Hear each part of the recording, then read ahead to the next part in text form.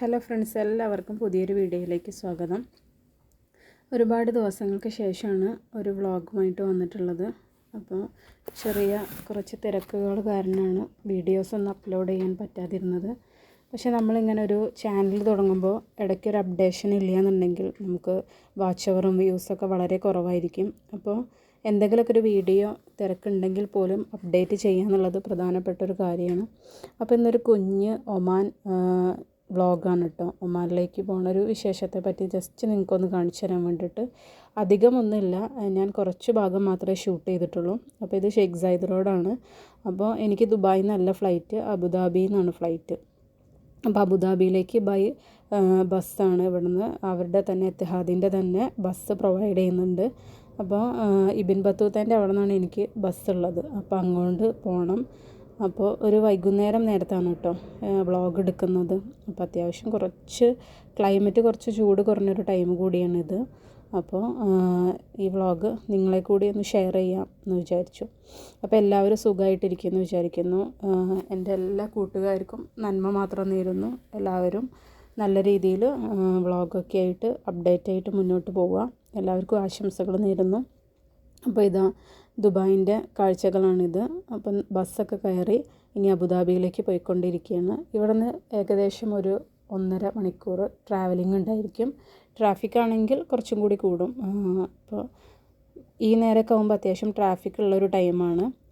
എന്താണെന്ന് വെച്ച് കഴിഞ്ഞാൽ ജോലിയൊക്കെ കഴിഞ്ഞിട്ട് ആളുകൾ ദുബായ് അബുദാബി റൂട്ടിൽ ഒരുപാട് ആളുകൾ ട്രാവൽ ചെയ്യുന്നുണ്ടായിരിക്കും. അതുകൊണ്ട് ട്രാഫിക് കുറച്ച് കൂടുതലുള്ള ടൈമാണ്.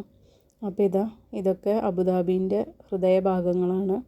ഒരുവിധ ആളുകൾക്കൊക്കെ അറിയാം. അപ്പോൾ ലാസ്റ്റ് മെട്രോ സ്റ്റേഷൻ ഇതാണ് കേട്ടോ. ഞാൻ അബുദാബിയിലേക്ക് പോയിക്കൊണ്ടിരിക്കുകയാണ്. ഏകദേശം സൺസെറ്റ് ഒക്കെ കഴിഞ്ഞ് ഏകദേശം ഒരു ടൈമായിരിക്കുകയാണ്. അപ്പോൾ അതിൻ്റെ വ്യൂ ആണിത്. വൈകുന്നേരമായൊരു രാത്രിയിലേക്ക് പോകുന്നൊരു സമയം. ഫുള്ള് ലൈറ്റാണ് കേട്ടോ ഇവിടെയൊക്കെ. നമ്മൾ പോണ സമയം ഇങ്ങനെ ആയതുകൊണ്ട് തന്നെ നല്ല വെളിച്ചമാണ്. റോഡ് അതോറിറ്റി അതിന് വേണ്ടിയിട്ട് തന്നെ എല്ലാ കാര്യങ്ങളും ചെയ്തിട്ടുണ്ട്. പാസഞ്ചേഴ്സിന് നല്ലൊരു ബുദ്ധിമുട്ടില്ലാത്ത രീതിയിൽ പോകാൻ പറ്റിയ കാഴ്ചകളാണ് ഇവിടെയൊക്കെ. തൊട്ടപ്പുറത്തും ഇപ്പുറത്തൊന്നും ബിൽഡിങ്ങുകളില്ലെങ്കിൽ പോലും റോഡ് നല്ല ലൈറ്റഡാണ്. അസൗകര്യങ്ങളില്ലാതിരിക്കാൻ വേണ്ടിയിട്ട് തന്നെ. അത് തന്നെ ഈ ഒരു രാജ്യത്തിൻ്റെ ഏറ്റവും വലിയൊരു പ്രത്യേകതയാണ്. അതായത് ഇവിടെ വരുന്ന ആളുകൾക്ക് എത്രയും കൺവീനിയൻ്റ് ആയ കാര്യങ്ങൾ ആണ് ഇവിടുത്തെ ഗവൺമെൻറ് ചെയ്യുന്നത്. അതിൽ നമ്മൾ ശരിക്കും അനുഗ്രഹീതർ കൂടിയാണ്. നമുക്ക് ബുദ്ധിമുട്ടില്ലാതെ ഇവിടെ ജീവിക്കാൻ പറ്റുക എന്നുള്ള കാര്യത്തിൽ. അബുദാബിയിലേക്ക് എത്തേണ്ട സമയം ഏകദേശമൊക്കെ ആയി കഴിഞ്ഞ്. നല്ല രസമുണ്ടല്ലേ ഈ റോഡൊക്കെ കാണാൻ വേണ്ടിയിട്ട്. നമ്മൾ വിജനമായ റോട്ടിൽ കൂടി ഇങ്ങനെ യാത്ര ചെയ്യുക എന്ന് പറയുന്നത് തന്നെ വല്ലാത്തൊരു അനുഭവമാണ്. എനിക്കിഷ്ടമാണ് അബുദാബി ദുബായ് യാത്രകൾ. ഈ ഒരു ടൈം ആകുമ്പോൾ നമുക്ക് കുറച്ചുകൂടെ കണ്ട് രസിക്കാൻ കുറച്ച് ഭംഗിയാണ്. ഇതാണ് അബുദാബി എയർപോർട്ട്. ഇപ്പോൾ റിനോവേഷൻ വർക്കൊക്കെ കഴിഞ്ഞിട്ട് നല്ല ഭംഗിയുണ്ട് കേട്ടോ കാണാൻ വേണ്ടിയിട്ട്. നല്ല രസത്തിൽ നല്ല ലൈറ്റിങ്ങും കാര്യങ്ങളൊക്കെ ആയിട്ട്. അതിൻ്റെ എൻട്രൻസാണ് നമ്മളിപ്പോൾ ഏകദേശം അത്യാവശ്യം ദൂരമുണ്ട് നമ്മൾ അതിൻ്റെ എൻട്രൻസിലേക്ക് പോകാൻ വേണ്ടിയിട്ട് തന്നെ. ഒരുപാട് ഫ്ലൈറ്റൊക്കെ വരുന്നത് കൊണ്ട് തന്നെ വലിയ എയർപോർട്ടാണ്. അപ്പോൾ ഞാൻ എമിഗ്രേഷനിലേക്ക് പോവുകയാണ്. അപ്പോൾ എൻ്റെ ടൈം ആയിട്ടില്ല. നിയർലി 2 o'clock എൻ്റെ ഫ്ലൈറ്റ്. പക്ഷേ എമിഗ്രേഷൻ എനിക്ക് നേരത്തെ പോകേണ്ടി വന്നതുകൊണ്ട് നിയർലി ഒരു 3 hours വെയിറ്റ് ചെയ്യേണ്ടി വന്നു. അങ്ങനെ ഇതിൻ്റെ ഉള്ളൊക്കെ നല്ലൊരു നമ്മുടെ ഒരു ലാൻഡ് പോലെയൊക്കെ ആക്കിയിട്ട് കുറച്ച് ചെടികളൊക്കെ വെച്ച് പിടിപ്പിച്ചിട്ട് നല്ല ഭംഗിയിൽ സെറ്റ് ചെയ്തിട്ടുണ്ട് കേട്ടോ ഇവിടെ. പിന്നെ ഫുഡ് കോർട്ട് കാര്യങ്ങളൊക്കെയാണ് ഇത്. പിന്നെ നമ്മുടെ ട്രഡീഷണലായ കുറച്ച് വസ്തുക്കളാണ് കേട്ടോ. ഈ കരകൗശല വസ്തുക്കളൊക്കെ പോലത്തത്. ആമ, കുതിര, ആന, അങ്ങനത്തെ പലതുണ്ട്. ഇതൊക്കെ വെച്ചാൽ വിദേശികളെ അട്രാക്റ്റ് ചെയ്യാൻ വേണ്ടിയിട്ട് ഏറ്റവും ഈസിയായ കാര്യങ്ങളാണ് ഇങ്ങനത്തെ പ്രൊഡക്റ്റുകളൊക്കെ എന്ന് പറയുന്നത്. എന്താ വെച്ചാൽ ഇപ്പോൾ ദുബായിനെ സംബന്ധിച്ചിടത്തോളം ഒരു ഡെസേർട്ട് ഫീലാണ്. അപ്പോൾ ഇവിടെ ക്യാമൽ ഇതുപോലത്തെ കാര്യങ്ങളൊന്നും മറ്റ് രാജ്യങ്ങളിൽ അത്ര അവൈലബിൾ ആയതല്ല. അപ്പോൾ അങ്ങനത്തെ സ്റ്റാച്യൂസൊക്കെ കാണുമ്പോൾ ആളുകൾ കൗതുകത്തോടു കൂടി വാങ്ങിക്കും. അപ്പോൾ നമ്മുടെ കേരളത്തിലാണെങ്കിൽ ആന അങ്ങനത്തെ അതിനോടൊക്കെ ആയിരിക്കുമല്ലോ വരുന്ന വിദേശികൾക്ക് താല്പര്യം. നമ്മുടെ എയർപോർട്ടുകളിലൊക്കെ ഉണ്ട് അങ്ങനെ ഈ കരകൗശല വസ്തുക്കളൊക്കെ ഒരുപാടെണ്ണം ഉണ്ട്. അപ്പോൾ ഇത് നല്ല ഭംഗിയുണ്ട്. അപ്പോൾ നിങ്ങൾക്ക് കാണിച്ചു തരാൻ വേണ്ടിയിട്ടാണ് കേട്ടോ ഞാൻ ഇതൊക്കെ ഇങ്ങനെ എടുത്തത്. ജസ്റ്റ് വാങ്ങിക്കാനൊന്നുമല്ല, അങ്ങനെ ഇതാ ഒമാനിലെത്തി. ഞാൻ ഫ്ലൈറ്റിൽ കയറിയതും എടുത്തതൊന്നും എടുത്തില്ല. എന്താണെന്ന് വെച്ച് കഴിഞ്ഞാൽ അതൊക്കെ ടൈം ലാഗായിപ്പോയി. എനിക്ക് വളരെ കൗതുകം തോന്നിയൊരു കാര്യം, ഒമാനിലെത്തി കഴിഞ്ഞപ്പോൾ അവിടെ വോഡാഫോണിൻ്റെ ഒരു ഔട്ട്ലെറ്റ് കണ്ടിട്ടാണ്. ഞാനിത് പണ്ട് നാട്ടിലാണ് കണ്ടിട്ടുണ്ടായിരുന്നത്. നമ്മുടെ നാട്ടിലുണ്ടായിരുന്നല്ലോ വോഡാഫോൺ. പിന്നെ അങ്ങനെ ഒമാനിൽ നിന്ന് നമ്മൾ നമ്മുടെ ഹോട്ടലിലേക്ക് പോവുകയാണ്. അപ്പോൾ നമ്മൾ എടുക്കാൻ വന്ന ഒരു ഒമാനിയായിരുന്നു, അവിടുത്തെ ലോക്കൽ ആളായിരുന്നു. അപ്പോൾ നല്ല കമ്പനിയായിരുന്നു കേട്ടോ അദ്ദേഹം. നല്ല കൺവീനിയൻ്റായ യാത്രയായിരുന്നു.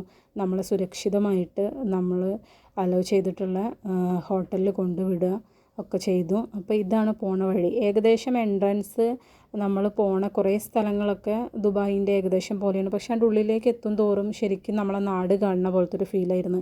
നാട്ടിലെ ഫുഡ് കോർട്ടുകൾ, അതുപോലെ തന്നെ നമ്മളെ നാട്ടിലിങ്ങനെ റോഡ് സൈഡിൽ ഉണ്ടാവണ തരം ചായക്കടകൾ അങ്ങനത്തെ ഒക്കെ ഉണ്ടല്ലോ, അതുപോലത്തെ ഒരുപാട് കാര്യങ്ങൾ ഇവിടെ ഉണ്ട്. ഞാൻ ദുബായിലൊന്നും അങ്ങനെ കണ്ടിട്ടില്ല. എന്താണെന്ന് വെച്ച് കഴിഞ്ഞാൽ ഒമാനിൽ വന്നു കഴിഞ്ഞപ്പോഴാണ് അങ്ങനത്തെ കാണാൻ വേണ്ടിയിട്ട് കഴിഞ്ഞത്. അപ്പോൾ ഏകദേശം എയർപോർട്ടിൻ്റെ കുറച്ച് ഒരു എൻട്രൻസ് ഒക്കെ കഴിഞ്ഞിട്ട് പോണതൊക്കെ ശരിക്കും നമ്മളെ UAEൻ്റെ ഒക്കെ ഒരു ഫീല് തന്നെയായിരുന്നു. പക്ഷെ ഒരുപാട് ഉള്ളിലേക്ക് പോയി കഴിഞ്ഞപ്പോൾ ശരിക്കും നമ്മളെ നാട്ടിലത്തെ ഒരു ഫീല്, അവിടുത്തെ ആളുകൾ, അവരുടെ കൾച്ചർ ഒക്കെ നല്ല അടിപൊളി ആളുകൾ കേട്ടോ. ഒമാനികൾ ഭയങ്കര സ്നേഹമുള്ള ആളുകളാണെന്ന് കേട്ടിട്ടുണ്ട്. പക്ഷെ അവിടെ പോയി കഴിഞ്ഞപ്പോഴാണ് ശരിക്കും അത് എന്താണെന്നുള്ളത് അനുഭവിച്ചത്. എന്താ വെച്ചാൽ മറ്റുള്ള ആളുകളോട് നല്ല ഫ്രണ്ട്ലി ആയിട്ട് ഭയങ്കര നല്ല രീതിക്ക് പെരുമാറാൻ പറ്റുന്ന ആളുകളാണ് കേട്ടോ. ഒരുപാട് ഇഷ്ടം തോന്നും നമുക്ക് അങ്ങനത്തെ ആളുകളെ കാണുമ്പോൾ. അപ്പോൾ നല്ല അടിപൊളി യാത്രയായിരുന്നു. നൈറ്റ് ആയതുകൊണ്ടും ഏകദേശം പുലർച്ചെ ആ ഒരു ടൈമാണ്. അപ്പോൾ രാവിലെയാണ് എഴുന്നേറ്റത്. ഒരുപാട് 12 മണിയൊക്കെ ആയി. അപ്പോൾ ഔട്ട്സൈഡ് വ്യൂ ആണത്. നല്ല വെയിലാണ് കേട്ടോ. സെയിം ദുബായിൻ്റെ അതേ ക്ലൈമറ്റ് തന്നെയായിരുന്നു ഏകദേശം അവിടെ. നല്ലൊരു ചൂടുള്ളൊരു ടൈമായിരുന്നു. അങ്ങനെ ഉച്ചയ്ക്ക് ഒരു ഫുഡിൻ്റെ ടൈമിലാണ് എഴുന്നേറ്റിട്ടുണ്ടായിരുന്നത്. രാത്രി പുലർച്ചെയാണ് ഫ്ലൈറ്റ് ലാൻഡ് ചെയ്തത് കൊണ്ട് തന്നെ ഒരുപാട് സമയം ഉറങ്ങി. ഫുഡിന് ഞാൻ എടുത്തത് കുറച്ച് ഫുഡ് എടുത്തിട്ടുള്ളൂ. പിന്നെ അങ്ങനെ ഈവനിങ് ആയി കഴിഞ്ഞപ്പോൾ ജസ്റ്റ് ഒന്ന് പുറത്ത് പോകാൻ വേണ്ടിയിട്ട് ഇറങ്ങിയതാണ്. അപ്പോൾ ഞാനും എൻ്റെ ഫ്രണ്ടും കൂടിയിട്ടാണ് പുറത്ത് പോയത്. ജസ്റ്റ് ഈ ഭാഗമൊക്കെ സെയ്ബ് അങ്ങനെ എന്തോ ഒരു ഏരിയയാണ് ഈ ഒരു ഏരിയ. അങ്ങനെ ഞങ്ങൾ വാക്കിംഗ് ചെയ്തിട്ട് ഇങ്ങനെ ഒരുവിധ സ്ഥലങ്ങളൊക്കെ ഇങ്ങനെ കണ്ടു കിട്ടാം.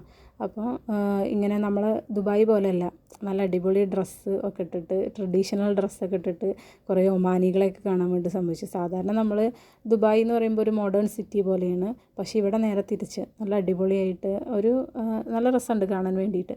പിന്നെ ഒരു ഷവർമയും ഒരു ചായയും കുടിച്ചു. ചായ നല്ല അടിപൊളി ചായയായിരുന്നു കേട്ടോ. അതായത് മിൻറ്റ് ലീഫ് ഇട്ടിട്ടുള്ളൊരു ചായയായിരുന്നു. ഇത് ഒരു ടർക്കിഷ് ഫുഡാണ് ഈ ഷവർമ. നല്ല ടേസ്റ്റ് ആയിരുന്നു കേട്ടോ. പിന്നീടുള്ള ചിത്രമൊന്നും എടുക്കാൻ വേണ്ടി പറ്റിയിട്ടില്ല. പിന്നെ ഞാൻ തിരിച്ച് എയർപോർട്ടിൽ വന്നു, ഒരു കോഫിയൊക്കെ കുടിച്ച് എൻ്റെ ബോർഡിംഗ് ടൈമായി, ഫ്ലൈറ്റിൽ കയറി. പിന്നെ ദുബായിലേക്കുള്ള യാത്രയായിരുന്നു. അപ്പോൾ എല്ലാവരും വീഡിയോ കാണണം. അപ്പോൾ അടുത്ത വീഡിയോയിൽ കാണുന്നത് വരെ എല്ലാവർക്കും ബൈ, സീ യു.